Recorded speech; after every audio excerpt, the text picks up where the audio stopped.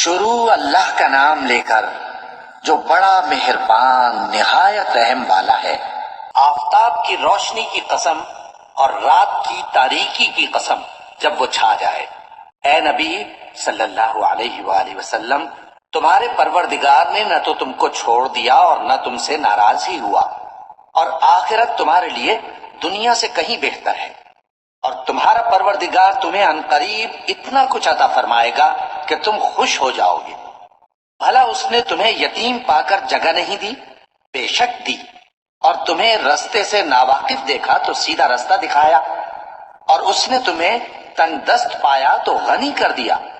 تو تم بھی یتیم پر ستم نہ کرنا اور مانگنے والے کو جھڑکی نہ دینا، اور اپنے پروردگار کی نعمت یعنی وحی کا بیان کرتے رہنا۔